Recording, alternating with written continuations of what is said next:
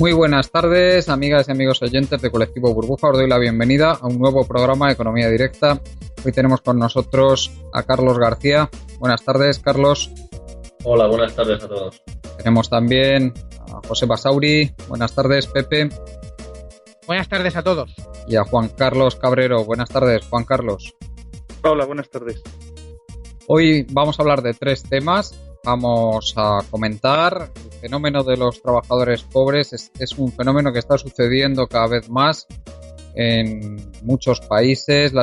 Vamos a poner como ejemplo la situación en México, donde la mayor parte de la población con empleo no es capaz de acceder ni siquiera a los mínimos vitales de supervivencia, con lo cual se tienen que juntar varias personas para poder tener un mínimo lo que es necesario para sobrevivir, pero que es un fenómeno que se está extendiendo a cada vez a más países. En España también lo tenemos a raíz de la crisis, está sucediendo cada vez más. ¿Por qué pasa esto? Vamos a comentar sobre este tema. Vamos a hablar también de Rato y de Blesa, estos dos mangantes, ahora sí lo podemos decir claramente, estos dos mangantes, porque ya hay sentencia judicial y lo único que hacemos es leer la sentencia. Pues parece que de momento no entran en prisión. Habrá que esperar a que la sentencia sea firme y aún así ya veremos si llegan a entrar o no. Comentaremos sobre qué es lo que pasó realmente con Bankia, por qué se les ha condenado, en fin, y un poco sobre la situación de la justicia. Y por último hablaremos de la situación financiera del fútbol, de la Liga de Fútbol Profesional. Cada vez es peor y el gobierno de Valencia ha tenido que quedarse con el estadio del Hércules de Alicante a través del Instituto Valenciano de Finanzas. Ya veremos dónde termina esto, porque desde luego se ha sostenido a sangre y fuego al fútbol y lo más interesante es saber por qué ha pasado esto, por qué era un sector tan importante socialmente para que se le sostuviera de esta forma, que se veía que no podía ser. Pues bueno, hablaremos también de eso. Empezamos pues con el primer tema, el de los trabajadores pobres. Carlos, te voy a dar paso a ti para que nos comentes un poquito sobre este fenómeno y qué causas, qué raíz crees que tiene. Adelante. Bueno, pues han sacado un estudio recientemente, de la Universidad Nacional Autónoma de México, en el que se arroja unos datos escalofriantes, cuanto menos, aunque no sorprendentes, por desgracia. Y es que una familia media en México no puede afrontar los gastos de la cesta básica de consumo. Estos datos reflejan que el salario mínimo de México no es capaz de garantizar una renta suficiente para afrontar los gastos corrientes de la familia media mexicana. Y bueno, entre las causas hay muchas a destacar, principalmente la corrupción. México, como sabemos, es un país en el que decimos de España, pero allí la corrupción es un problema arraigado desde su propia independencia. Ya hace unos 400 años que desde que se independizaron de España, vamos. 200, perdón. 200, perdón, sí, he doblado. Pues sí, hace unos 200 años que ya ahí los dirigentes de allí se montaron su propio tinglado y se ha creado una brecha impresionante entre ricos y pobres. Lo que entendemos aquí en Europa por familia media o clase media, allí es totalmente inexistente. Las causas, aparte de esto de la corrupción, también es un país dependiente de la gasolina. Los shocks externos del aumento de precio del petróleo afectan gravemente a la economía mexicana. El poder adquisitivo se resiente espectacularmente cada vez que fluctúa el precio de la gasolina o del gasoil, en este caso hacia arriba. Como todas las materias básicas de alimentación se transportan mayormente por carretera, esto provoca un aumento en cadena de los precios y de la inflación. Y los salarios, como sabemos, son bastante deficientes, siempre van a rebufo de los precios. Por lo que la situación es bastante grave, pero bueno, como ya sabemos, es el pan de cada día, ¿no? En esos países. No sé qué opináis. ¿Tú qué causas crees que tiene este fenómeno y también el que se esté extendiendo de esta forma a países como España? Recordemos que se hablaba de los mileuristas antes de la macrocrisis, de nuestra depresión, y ahora ya parece que un salario de 1.000 euros es un salario muy bueno para alguien que se incorpora recientemente al mercado de trabajo, especialmente para una persona joven, pero también para esos trabajos eventuales que van saliendo, trabajos temporales. A esa situación hemos llegado y a pesar de que hemos tenido más de un 13% de inflación desde el 2007, con lo cual la moneda se ha depreciado, pues resulta que los salarios son menores, especialmente de ese tipo de trabajos, ahora que en el año 2007. Por lo tanto, es un fenómeno que también en países como España se va extendiendo. Pepe, ¿a qué se debe eso? Tenemos varias causas. Ha apuntado una, Carlos, la causa de la corrupción. Yo también añadiría, pues, la causa de la baja productividad de los sectores económicos de los diferentes países, y luego también podríamos apuntar otra causa que sería, pues, un exceso de desigualdad también en los diferentes países y que también se va incrementando especialmente en los últimos años. Adelante, Pepe. Vamos a ver. Primero de todo, el tema de la corrupción es lo más fuerte. Y luego, pues, el sistema económico de México que depende mucho del petróleo. Y bueno, si me dejáis hablar un poco de poesía, ya lo dijo Quevedo hace 500 años. Poderoso caballero es don dinero, y en la segunda estrofa dice: nace en las Indias honrado, donde el mundo le acompaña, viene a morir en España y es en Génova enterrado. Es bueno, Génova, en la calle Génova, ¿no? Sí, en la calle Génova, es que nunca mejor dicho. Un país con tanta corrupción, donde la riqueza se va a mantener a mangantes, se va a mantener a corruptos y sale del país, pues es un país que no puede ser rico. Luego, lo que hace México es que produce petróleo y lo vende a Estados Unidos. Y es en Estados Unidos donde se refina. Y luego lo compra Estados Unidos refinado, lo cual, bueno, es... tú vendes la materia prima por 2 duros y luego lo que es el valor añadido lo pagas para recibirlo. Lo cual es, es muy malo. El dinero se queda fuera, en este caso en Estados Unidos. Por tanto, y luego, bueno, pues algo que tiene México es el tema de la subcontratación, de la producción de componentes de vehículos y el ensamblaje, que esto se hace en México porque la mano de obra es mucho más barata, y que no en otra situación pues se haría en China. Pero, ¿qué es lo que pasa? La productividad es muy baja, y con una productividad baja, los salarios no pueden ser altos. Luego hay otro problema. El problema es la fuerte subida del dólar y la fuerte depreciación del peso mexicano.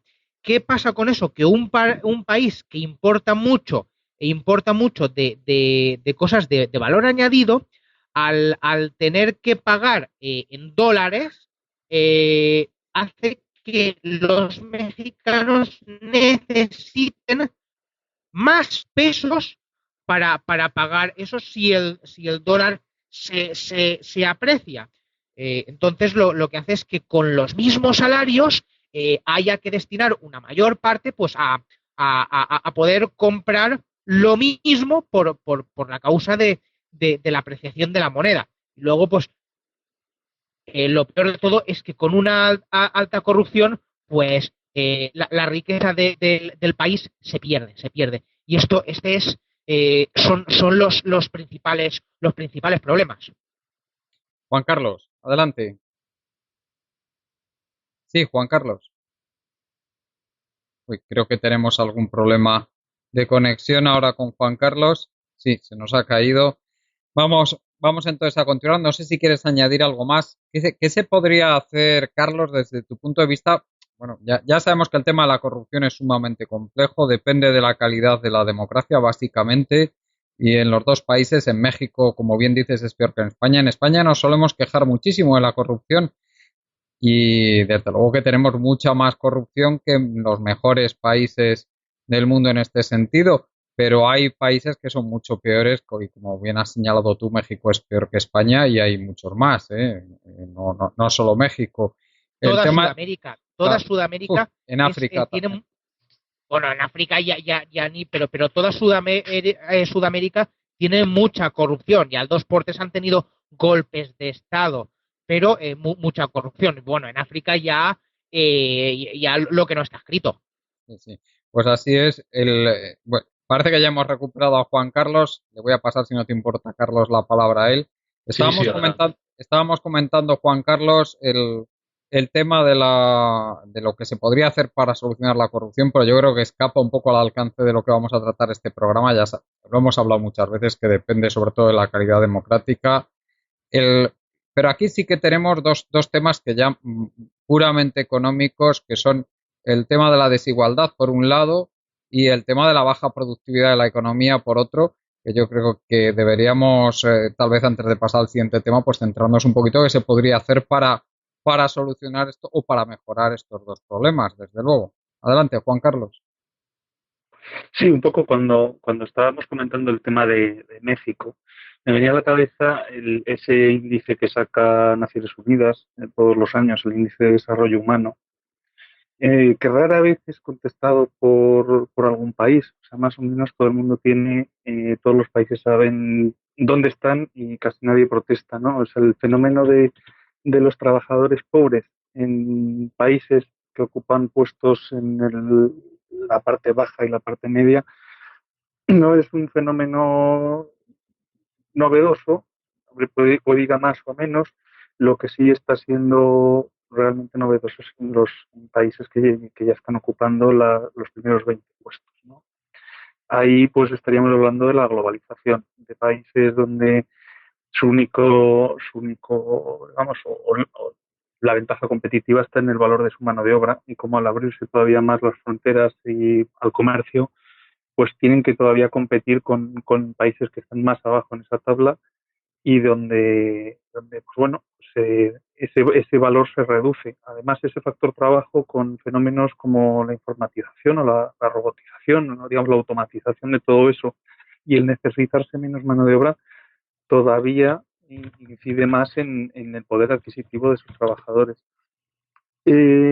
Seguimos un poco pues en ese reparto desigual y en esa también influye, que duda cabe, la financiarización de la economía y todo lo que está sucediendo en el sentido de que los países se ven obligados a hacer deflaciones internas de salarios o digamos es la forma más fácil o la forma más de tirar y dar la patada hacia adelante, que es un poco lo que hemos visto en España sin hacer planes a largo plazo y sin digamos, organizar las cosas de una manera más, bueno, más con unas vistas a futuro y pensando en que de eso no se puede vivir, de competir en base a salarios bajos.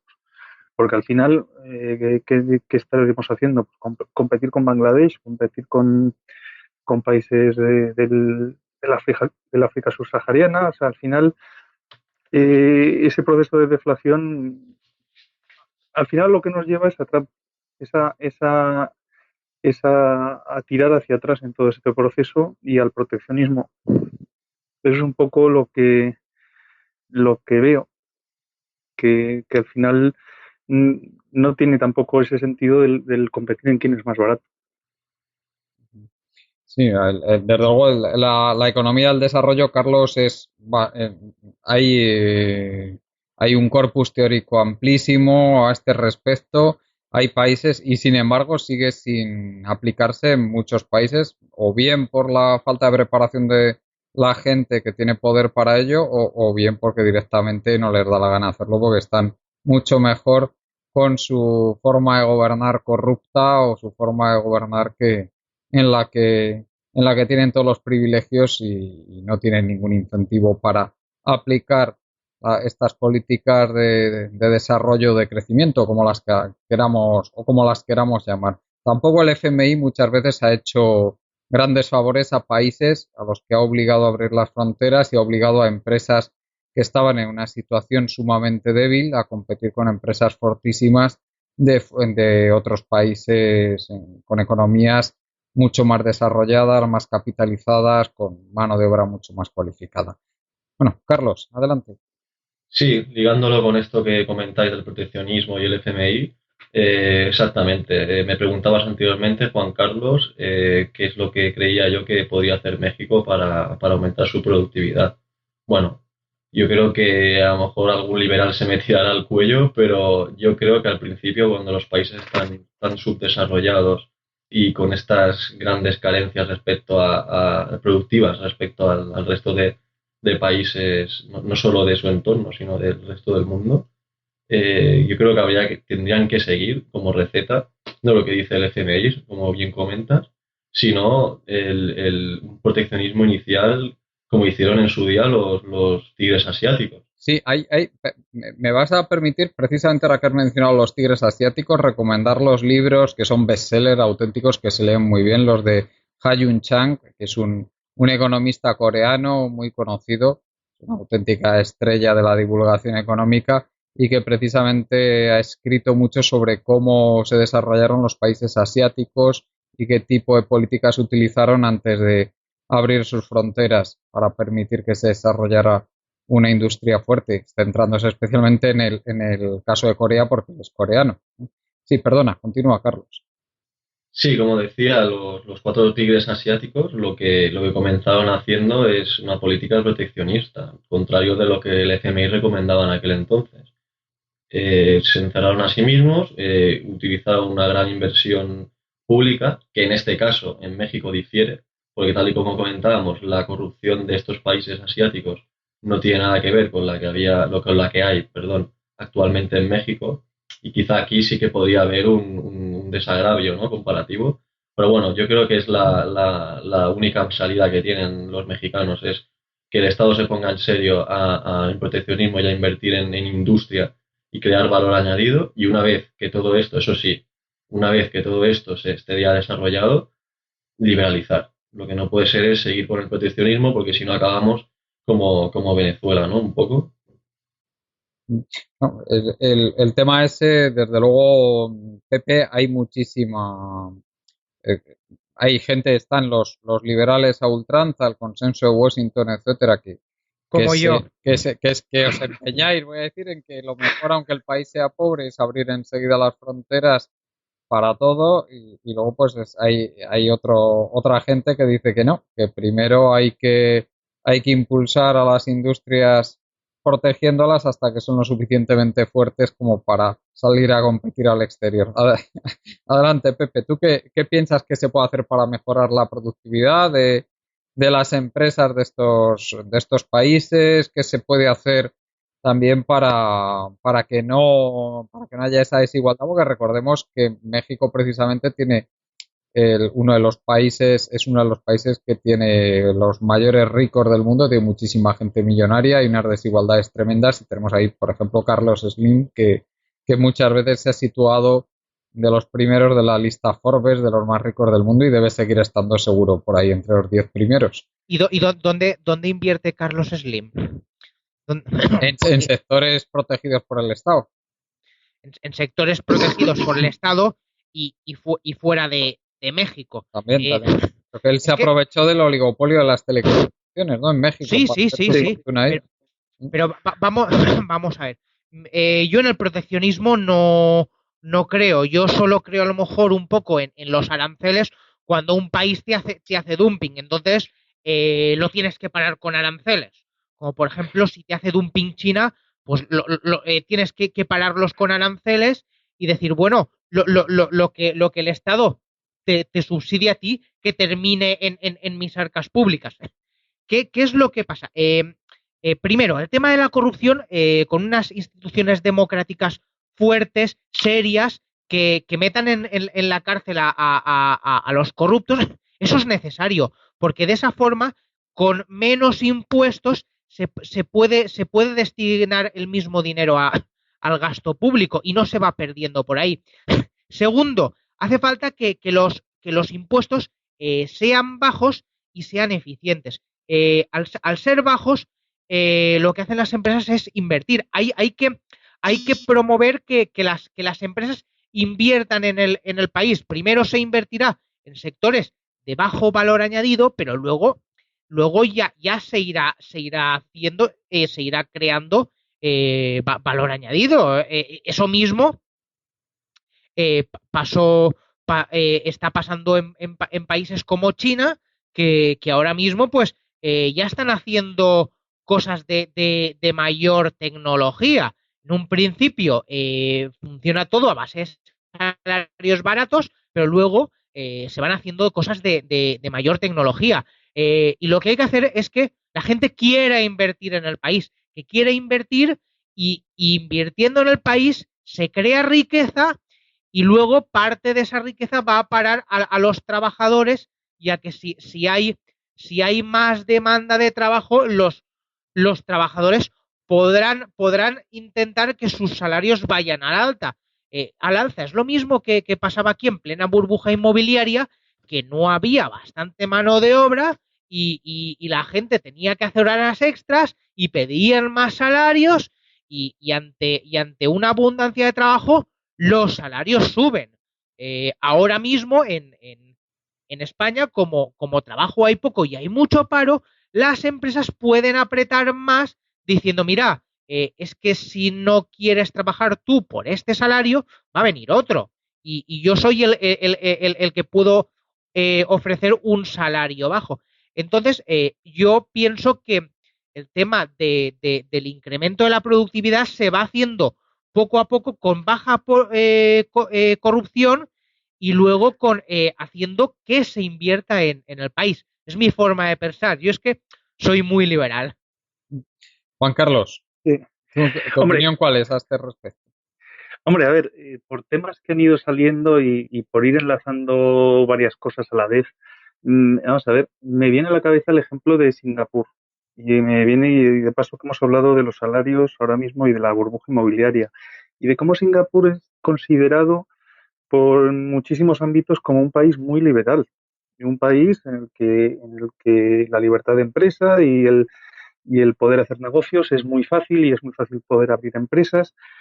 Y, y mezclando ambas cosas, y me gustaría comentar lo que ha sucedido con el atisbo de burbuja inmobiliaria que han tenido, el cómo han visto que una generación entera de sus habitantes pues iba a necesitar vivienda y cómo eso podía generar una serie de desequilibrios en salarios, en inmigración que iban a necesitar para hacer esos edificios, en todo eso. Y ese gobierno de Singapur lo que ha hecho es obligar por decreto, o sea, por ley, porque si usted quiere construir, tiene que construir así, utilizando unas tecnologías que están al alcance ya en todo el mundo. Uno es el BIM, es el Building Information Modeling, que es, digamos, hacer los edificios, por explicarlo muy rápidamente, en 3 dimensiones y optimizando muchísimo materiales y recursos. Y por otro lado, industrializar la construcción. O sea, los sistemas poco industrializados emplean muchísima mano de obra poco cualificada, lo cual para los políticos eso es muy goloso porque creas muchísimo empleo en poco tiempo y además se genera ahí una presión de salarios pues un poco todo lo que pasa en España, ¿no? Y por otro lado, pues el decir no caemos en esto y obligamos a las empresas a hacer las cosas de esta determinada forma, ¿no? O sea, como un gobierno que es colocado como ejemplo de lo que es la mínima intervención, en el fondo se muestra más intervencionista en este ámbito que ningún otro país del mundo. O sea, en Reino Unido el BIM lo han ido un poco obligando, pero en obra pública, poco a poco. La industrialización no es obligatoria, o sea, y cosas, o sea, poquito a poco y sin obligar, y solamente en obra pública y tal. Y estos han optado por la calle del medio y cuando les interesa intervenir, intervienen. Pues al final, esto no es una cuestión ideológica, sino también el pensar en el largo plazo, en no obtener ese rédito fácil, que es el decir, ahora creamos una burbuja inmobiliaria y vamos a crear no sé cuántos millones de puestos de trabajo y nos van a votar. Como nos van a votar, vamos a tener poder. Sino en tratar de hacer las cosas bien y pensar en el largo plazo. Eso Pero es un poco... Sí, Juan Carlos, ¿sabes por qué pueden hacer esto que dices tú? Porque sí, no gobiernan para 4 años. Ahí está el tema. bueno. Se pueden permitir este tipo de políticas. Entonces hay que poner en la balanza si es mejor democracia o lo que tienen en Singapur. También hay una cosa, o sea, Singapur es un país que en los años 60, creo recordar, o sea, corregidme, o si no en los comentarios me corregirán, era un país que estaba en unas condiciones misérrimas, o sea, era una cosa y que, bueno, se dieron cuenta que así no podían funcionar y decidieron optar por llevar una vida ordenada y por cambiar el rumbo y la manera de hacer las Pero cosas. no nos olvidemos que de los países de mayor nivel de vida del mundo, casi todos son democracias bastante antiguas, ¿eh? Casi todos, no todos, pero casi todos. Ahí tienes Estados Unidos, tienes el Reino Unido, tienes Suiza, que es el país de mayor nivel de vida del mundo, ¿no? Tienes Suecia, Noruega, Dinamarca, Alemania no lleva tanto de democracia, pero bueno, lleva ya sus buenos 70 años, ¿no?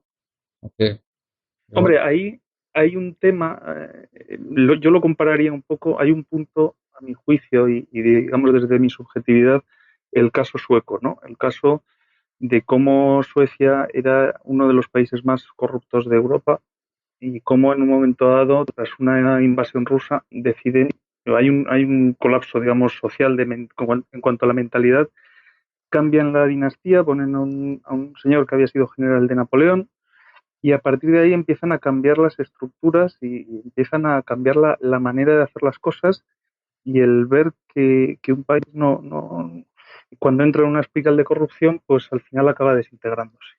Y, y probablemente es muy comparable a lo que les puede sí, suceder a pues estos señores. Sí, si me permites, Juan Carlos, a ti que te gusta tanto el cine, no sé si la habrás visto, una película fantástica de Jean Troel del año 71, Los Emigrantes se llama, eh, que precisamente va de esto, ¿eh?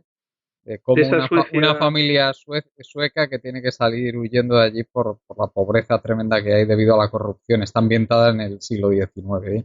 Sí, sí, claro, disculpa. nada, principios del 19 fue aquello, o sea, y cómo se tienen que afrontar o seguimos así y desaparecemos o cambiamos la forma de hacer las cosas. Y eso comienza pues con un cambio de la propia monarquía y de ahí hacia abajo y cambiando las mentalidades. Pero ya es cuando se afronta esa incluso desaparición del Estado. O sea, y hay un punto de shock a nivel sociológico muy similar también al que tuvieron en Singapur en los Sí, 60. y luego también están las democracias que se degradan, ¿eh? Que eso a Estados Unidos ha tenido varios ciclos de degradación de la calidad democrática, recordemos que es una de las democracias más antiguas del mundo, entonces en los 200 y pico años que lleva ya, casi 250 de democracia, pues ha tenido varios periodos de degradación. Uno lo tuvo a finales del siglo XIX, que fue terrorífico, que se regeneró gracias fundamentalmente a la labor de dos presidentes Roosevelt, del primero y del segundo. Sobre todo el segundo fue el que más hizo, pero el primero también hizo una labor muy buena de regeneración del sistema democrático y ahora mismo, desde mi punto de vista, está en otro periodo de degradación, similar al de finales del siglo XIX. Estados Unidos y ya veremos. Y hay países que se degradan tanto que simplemente desaparece la democracia, ¿no? Como le pasó a Alemania, ¿no? En los años 30 y ahora mismo España que también está en un periodo de degradación democrática tremendo, ¿eh?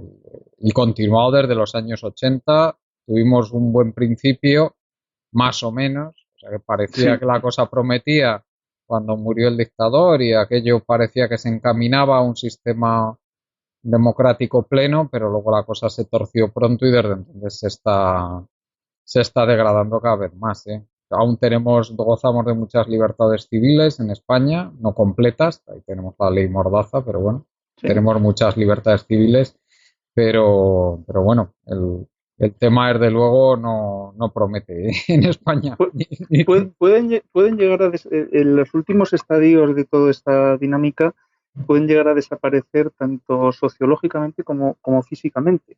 O sea, la Alemania que lo has nombrado, Alemania llega a desaparecer físicamente. O sea, cuando ya te invaden los aliados por derecha e izquierda y te dejan vivir, pues te perdonan la vida. O países pues que en un momento dado, sí, pues lo que ha sucedido de toda la historia con los imperios. Luego hablaremos del fútbol que en el fondo no es más que el pan y circo de nuestro presente, y por ahí un poco van los tiros. Pues si os parece, pasamos, para que no se haga demasiado largo el programa, podemos ir pasando ya al siguiente tema. No sé qué queráis añadir, Carlos o Pepe, algo más de esto. Sí, déjame sí, añadir, Pepe, déjame añadir una cosilla, que es que, bueno, habláis de la corrupción de Suecia en el siglo XIX, pero bueno, aquí en el siglo XIX también las tuvimos buenas con la guerra de la independencia, con Fernando VII, con las guerras carlistas, o sea, aquí no éramos unos santos. Y segundo, el tema del liberalismo. El tema del liberalismo no significa que cada cual pueda hacer lo que quiera. Los gobiernos también están para legislar y para poner unas normas, porque si no, pues bueno, una cosa es la libertad y otra es el libertinaje. Que uno pueda coger un palo y pegarle hostias a todo el mundo, o que si uno puede robar, que robe y no sea castigado. O que en seguridad alimentaria cada cual pueda poner hasta basura en la comida. Una cosa es el liberalismo y otra cosa es que cada cual pueda ir a sus anchas y no se respete nada. Son cosas diferentes. Bueno, pues sí. Carlos, si te parece, podemos pasar al siguiente tema. No sé que quieras comentar algo más. Tema sí, de rato y... Sí. Simplemente comentar esto que dice Pepe, exactamente, el liberalismo hay grados. Entonces hay desde los minarquistas que quieren un Estado mínimo hasta los que no quieren nada, absolutamente. Yo estoy de acuerdo con él en este sentido. Y nada más. Muy bien, pues pasamos al tema de Rato y Blesa. Y si te parece, Pepe, te dejo a ti que abras fuego aquí con estos dos corruptos, con estos dos mangantes. Al final, bueno, estábamos hablando de cómo se está degradando el sistema democrático en España, pero desde luego se ve que todavía no llega a extremos insoportables cuando ve uno que por lo menos, aunque posiblemente esta gente haya tenido sentencias leves para lo que han hecho, pero bueno, se ve que por lo menos les han condenado. Adelante, Pepe. Vamos a ver. A Rato y a Blesa les han condenado por el tema de las tarjetas Black, que ellos han gastado el dinero que han querido sin ningún control, en lo que les ha dado la gana, sin ser gastos de representación para el banco. Es decir, cualquier empresa puede tener tarjetas para sus directivos, lo cual puede ser lógico, porque pues puedes ir a comer con un cliente, con un proveedor, y hay cosas normales que tiene que pagar la empresa, pues en la representación de la misma. Pero lo que hacían estos era gastarse el dinero en cosas, en farmacias, en sexo, en fiestas, en comida y todo eso, y sin justificar nada. Y esto era pues un salario bajo mano, que además ni siquiera lo declaraban y lo tributaban. Comentar varias cosas. Primero, no es lo peor, no es, las tarjetas Black no han sido lo más dañino ni en las cajas de ahorro, porque lo más dañino es que se permitiera dar préstamos a quien no se tenía que dar, que no se evaluasen los riesgos, que se expandieran más de lo que una política de riesgos correcta debería hacer. Eso es lo que más daño ha hecho. Pero esto de las tarjetas Black, lo que se les condena por robar, por llevarse un dinero que no era suyo. Y bueno, esto para mí es una buena noticia que les hayan condenado básicamente por una cosa, porque ya no nadie es indemne a la justicia. Recordemos que estamos hablando de un ex vicepresidente del gobierno, ¿eh?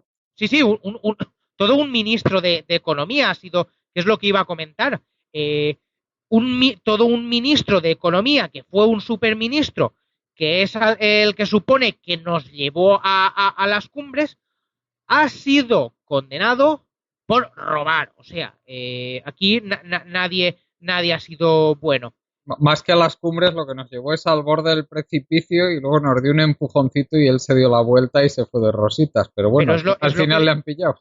Es lo que se nos vendió, que nos llevó al máximo estadio. Luego se metió en el FMI, fue un patán y en Caja Madrid y en Bankia, pues ya vemos dónde nos ha llevado. Y es eso. Me parece muy bien que metan en la cárcel y condenen a unas personas por robar y que nadie sea indemne ante la justicia. Bueno, desde luego hemos tenido también el otro caso, el de la infanta, que ese ha sido un poco escandaloso, lo cual demuestra que la justicia, aunque no está totalmente degradada en España, pero que tiene sus límites y hay límites que no se atreven a traspasar. Juan Carlos, adelante. Hombre, creo que no sé si recordaréis el anterior programa en el que no tenía mucha fe yo en que fueran a tocar al antiguo director del Banco de España. Y yo sigo teniendo mis dudas y mis reticencias sobre todo aquello que venga de la justicia y de lo que es el sistema. O sea, y probablemente haya una condena o haya condenas menores sobre todo lo que ha sucedido en el entorno de las cajas de ahorros y del sistema bancario durante aquellos años de burbuja inmobiliaria y todas aquellas operaciones sin ningún control y todo aquel despilfarro. Y está claro que alguien, pues, aunque solo sea cara a la galería, aunque sea por temas menores, tendrá que bueno, pues, aparecerá como condenado a algo. Yo de todo este tema me recuerdo de, no sé, seguro que nuestros oyentes y vosotros recordáis al juez Elpidio. ¿Y qué sucedió cuando él quiso entrar a fondo en el tema de Caja Madrid? Sí, sí. O sea, realmente estamos hablando del chocolate del loro. O los fiscales de Murcia ahora. También, sí. como si los... Al final el despropósito es tan gordo que por alguien tiene que pagar algo, pero quien ha querido entrar a fondo. Yo no creo que sea tanto, eso. Pues probablemente la sentencia la hayan adelantado algo para que no haya tanto escándalo con el tema de la infanta o con el tema de que Urdangarín no vaya a entrar en prisión y le dejen ahí en Suiza viviendo tranquilamente, pero yo creo que más bien es un tema de que los mecanismos democráticos de impartir justicia que funcionan más o menos a medias. Eso es lo que creo yo, ¿eh? Que no está totalmente deteriorado el sistema judicial, sino que está ahí más o menos funcionando a trancas y barrancas. Unas veces funciona, otras no. Las influencias también son importantes en ocasiones. Bueno, también depende mucho de los jueces que entren. Yo creo que más bien es un tema de este tipo, ¿eh? No sé qué piensas tú. Un par de citas, creo recordar que era de Voltaire, pero no sabría, ahora mismo no tengo internet delante y no sabría, que era que las leyes y la justicia son como una tela de araña que agarra a los insectos, pero los pájaros las atraviesan sin problema. Y otra era de una señora que era duquesa andaluza, creo que era la duquesa de Medina Sidonia, que decía que cuando un poderoso va a prisión no es porque haya hecho así alguna fechoría, sino porque alguien de la banda contraria, pues, o porque ha caído en esto. Eso decían de Conde, ¿eh? Eso decían de Mario Conde. Sí, que porque ha caído en el infortunio. O sea, no es por el delito, sino por estas batallas que tienen entre quienes mandan y quienes aspiran a matar. Yo tengo un poco esa visión, o sea, de esa tela de araña, ¿no? Que con el pequeño es implacable y funciona muy bien, y el grande pues es ese pájaro que traspasa la red sin ningún problema. Bueno, Carlos, adelante. Sí, para mí, volviendo un poco al tema de Rato y Blesa, me parece una sentencia insuficiente, pero no por ellos solos o por la cantidad de años, que esto más o menos al final es una sentencia. Lo comento en el sentido de que esto solo es la punta del iceberg de todo el dinero y el despilfarro que ha habido, sobre todo en las cajas, con administraciones públicas. O sea, conozco el caso de alguna caja que directamente el departamento de riesgos de esa caja no existía. Por esto quiero decir, el gestor estaba autorizado para aprobar operaciones de hipotecas y de préstamos sin ningún tipo de control interno de riesgo. Esto es un pilar básico en banca. Y aquí por ahí se han perdido muchísimo dinero y se han originado muchísimos problemas a muchísimas familias. Y los responsables de esto, que no estoy hablando del gestor de a pie de oficina, sino de altas esferas, creo que han quedado un poco impunes. O sea, solo quería comentar esto, destacar que está muy bien la sentencia y que parece que empiezan a meter a gente en la cárcel por estas cosas, pero para mí es insuficiente. Muy bien, pues si queréis pasar ya al último tema del día, o a no ser que queréis añadir algo más sobre esto, como queráis. Muy bien, pues entonces pasamos a hablar del tema del fútbol y coméntanos un poquito qué es lo que ha pasado ahí por tu tierra, Pepe, con el estadio del Hércules, este equipo mítico que siempre está entre primera y segunda división, pero bueno, un equipo antiquísimo. Y finalmente, ¿qué ha pasado? ¿Por qué se ha quedado la Comunidad de Valencia tras el Instituto Financiero Valenciano de Finanzas con el estadio? Y no, y no solo el Hércules. Y es que a los valencianos nos gusta el fútbol, es necesario para nuestras vidas y los gobiernos pues han hecho lo necesario para que tengamos el fútbol, algo que necesitamos. ¿Y qué es lo que pasa? Los momentos de la Liga de las Estrellas, que invertíamos y fichábamos grandes jugadores, tal y cual, hasta que, bueno, teníamos deudas con Hacienda, debíamos mucho dinero, no podíamos pagar y por la ley de sociedades anónimas tocaba ampliar capital y le tocaba ampliar capital al Levante, le tocaba ampliar capital al Valencia, le tocaba ampliar capital al Elche y le tocaba ampliar capital al Hércules y al Castellón. ¿Y qué es lo que pasa? Pues para ampliar capital se ponían a la venta nuevas acciones, pero macho, es que a mí me gusta mucho el fútbol, pero poner dinero en un sitio que es un pozo sin fondo, pues ya no me gusta tanto. ¿Qué es lo que pasa? Que estas ampliaciones de capital, pues había 4 que compraban 4 acciones y la mayoría pues no las compraba. Por ejemplo, el tema del Valencia, el Valencia hizo una ampliación de capital en el que creo que sacó 80 millones de euros en acciones, solo se cubrieron 5 y hubo 75 millones de euros por cubrir. Entonces, ¿qué es lo que pasa? Todos los clubes de fútbol tienen fundaciones que se dedican pues al fútbol base y todo esto a cosas sin ánimo de lucro.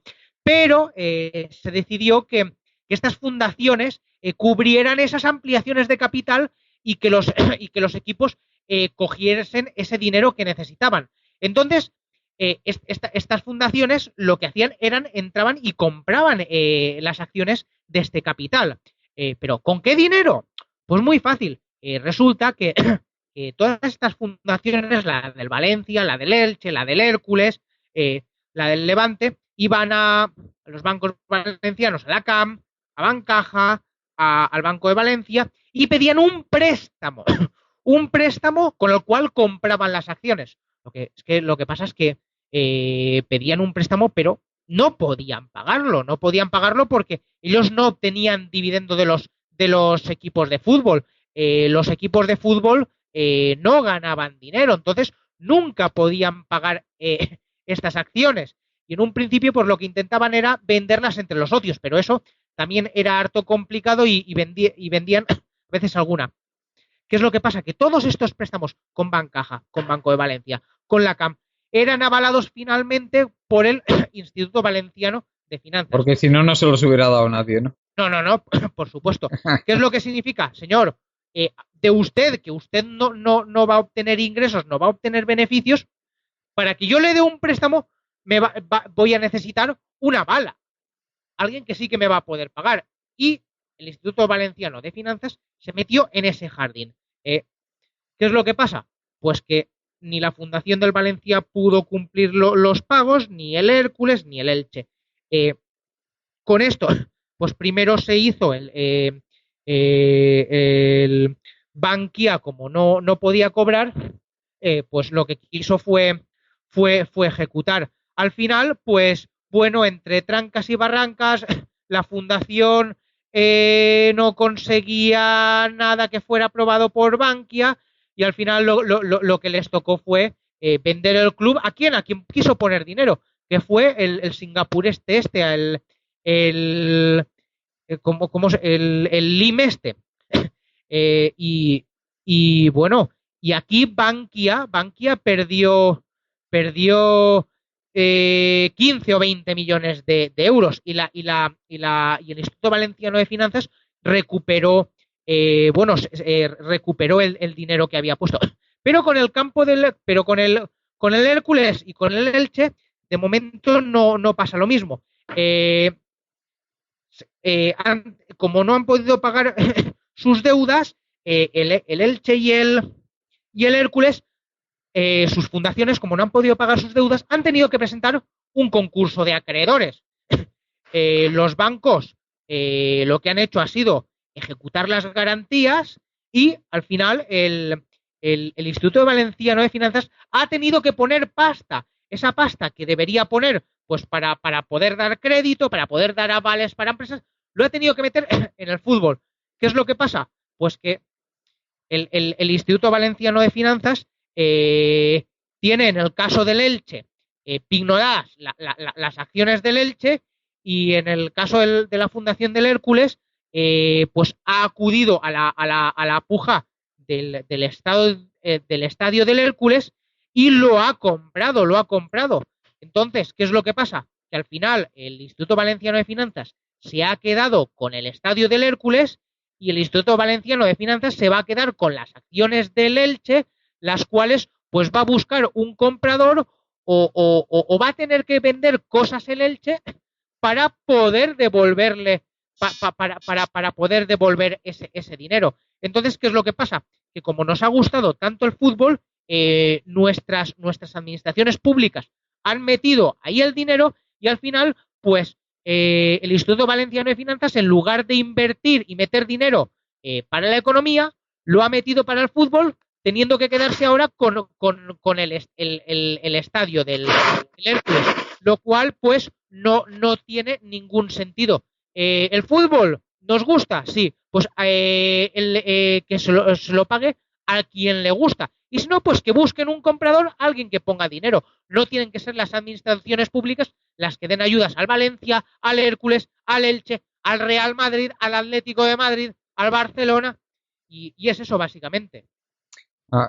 Desde luego, Juan Carlos, puede ser que sí, que sea que la hipótesis de que sea porque a la gente le gusta mucho el fútbol y por eso meten ahí el dinero sea correcta o parcialmente correcta, pero también hay otra posibilidad bastante más siniestra, que es que metan ahí el dinero porque saben que es una especie de opio del pueblo del fútbol y lo fomenten, ¿no? El que la gente esté, hablando mal y pronto, agilipollada con el fútbol.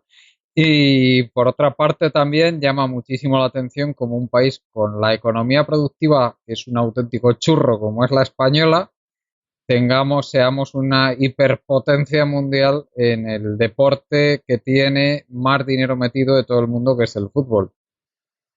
Sí, hombre, a ver, yo creo que también a la gente le gusta pagar el recibo de la luz y trabajar y con un buen sueldo. A la gente le gustan muchas cosas, pero al final lo que vemos es que lo que hay montado alrededor de esto del fútbol es una cosa tremenda. O sea, yo parto de la base de ver como todo el espectro político, pues una serie de organizaciones cuyo objetivo es conseguir el apoyo popular, con eso conseguir poder y con el poder pues ganar dinero.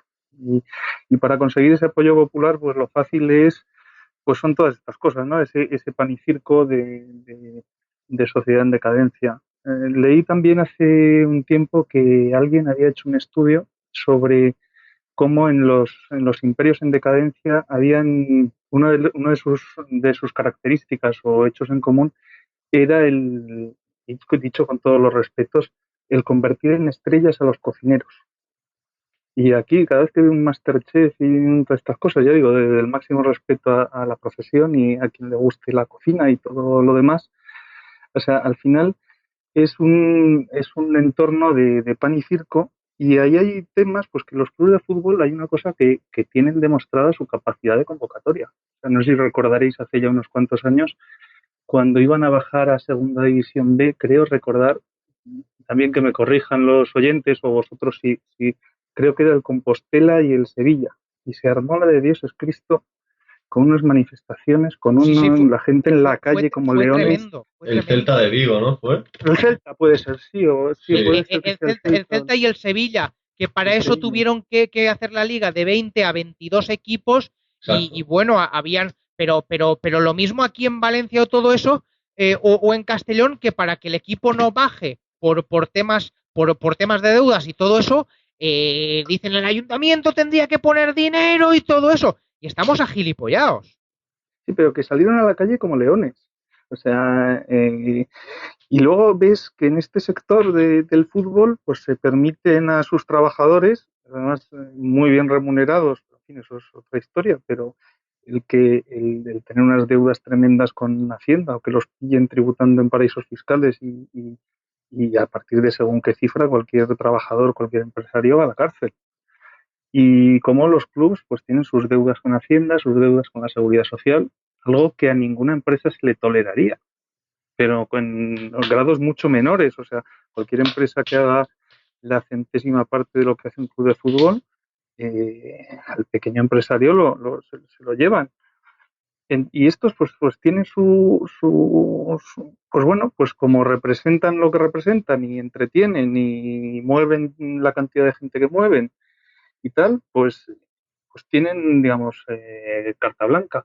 Luego, a ver, también hay un tema que es la Comisión Europea que está entrando en todo esto, sobre todo en tema de ayudas y en tema también por cuestiones de competencia, porque en el fondo todos estos clubes también están participando en competiciones europeas en las que participan países serios, y esos países serios pues no se pueden financiar con pelotazos urbanísticos, pues porque, yo qué sé, el ayuntamiento de Múnich pues no permite que el Bayern haga cosas que hace por aquí el Madrid o el Atlético o quien sea, ¿no? O sea, y ahí en ese sentido pues hay clubes extranjeros que dicen, oye, que por qué los clubes españoles siempre tienen dinero para fichar a los mejores. O sea, ¿qué está pasando aquí? ¿Qué tipo de ayudas están recibiendo estos? Pues no lo sé. O sea, al final todo, yo creo que la causa es más, pues yo a veces, muchas veces lo digo, que aquí tenemos un problema sociológico que genera un problema político y que se materializa en un problema económico. Y el problema sociológico, este es un síntoma más. Adelante, Carlos. ¿Cuál es tu opinión de esto que está, cómo va reventando poco a poco esta burbuja del fútbol? Bueno, al final yo creo que esto tampoco hay que buscar, digamos, la mano negra o nada de esto. Simplemente bueno, en 2008, hacia atrás, todo esto iba muy bien, el fútbol tiraba para adelante, todos los clubes querían sumarse al carro de fichajes caros y todo esto. Y en esas que, claro, no es lo mismo que te venga Pericos de los Palotes SL a pedirte un aval que te lo pida el Hércules o el Valencia, me da igual.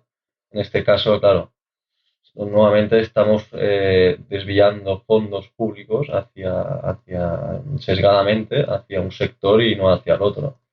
En este caso, el Instituto Valenciano de Finanzas pues primaba al fútbol, por todo lo que habéis comentado, por historia, por tradición, por la cantidad de gente que se moviliza, pero al final están quitando dinero del contribuyente de un sitio y lo ponen en el otro. Encima, en inversiones ruinosas, porque como ya se ha demostrado, por mucho que luego digan que no, que compramos el estadio, compramos el club, esto y lo otro para venderlo más caro, al final hay una pérdida ahí importante. Y todo esto, pues bueno, es un agujero que se ha hecho enorme y que ahora intentan tapar con lo que puedan. Comentaba también Juan Carlos sobre la Unión Europea. Si no recuerdo mal, al final multaron, creo, a Madrid y Barcelona y no sé si al Valencia también, por ayudas.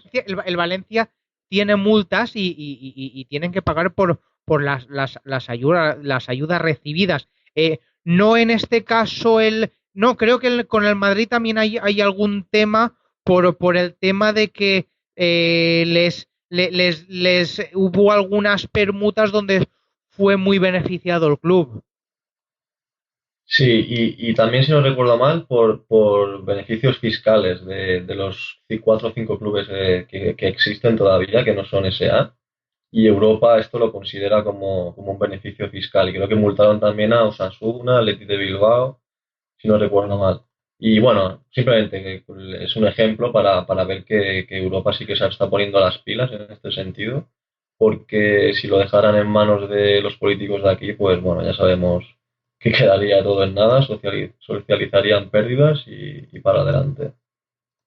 Yo no sé qué presupuesto maneja la Liga de Fútbol Profesional, pero a mí, francamente, me parece que no es acorde a la capacidad económica del país. Y pasa algo realmente raro. Pero no tiene que ser acorde a la capacidad del país. Tiene que ser acorde a los ingresos que generan como cualquier empresa. Por eso que si se financiaran solo con las cuotas de los socios y con la publicidad que obtienen, yo dudo muchísimo que no tuvieran ni una fracción del presupuesto que tienen, ¿eh? Los derechos televisivos son mucha pasta. Sí. Pero vamos a ver, ¿tú cuánto ingresas tanto? Pues si el club se endeuda, vamos a ver, su administración no ha sido correcta, pídanle responsabilidades a los administradores, como pasa en toda sociedad anónima donde el administrador quiebra la empresa, que en un principio pueden ir a por él. Claro, pero ¿sabes qué pasa? Aquí pasa como en la concentración bancaria. Al final son sectores muy delicados en este sentido, como comentabais antes, del Celta y el Sevilla, que la gente sale a la calle y vamos, el día aquí la de San Quintín. Entonces, claro, no hay desincentivos a cuadrar cuentas de ingresos y gastos. ¿Por qué? Bueno, porque si me equivoco en un tal, me avala el Instituto de Finanzas, y si quiebro, pues bueno, viene el gobierno de turno y me rescata. Pues en este sentido, o si no, simplemente salen mis aficionados y la lían parda. Y claro, al final el gobierno dice, pues mira, te doy el dinero y aquí paz y después gloria. Bueno, pues yo no sé si queréis comentar algo más o añadir algo más antes de ir terminando. Pepe, ¿querías comentar algo más, Juan Carlos? No, en un principio no. Nada, agradecer como siempre la invitación y saludar a los oyentes. Pues muchas gracias, Pepe, muchas gracias, Juan Carlos. Y por supuesto, Carlos, muchas gracias, a no ser que quieras comentar algo más. No, nada más, un placer como siempre estar aquí. Un saludo. Saludo y gracias por supuesto también a los oyentes, a los compañeros Juan Martínez, Ramón Ferrer, José Manuel Corrales y Pablo Domínguez. Y sin más nos despedimos por hoy recordándoos nuestra página web colectivoburbuja.org, y que quien quiera formar parte de este medio, ser socio de Colectivo Burbuja, no tiene más que asociarse en nuestra página. Hasta el próximo día.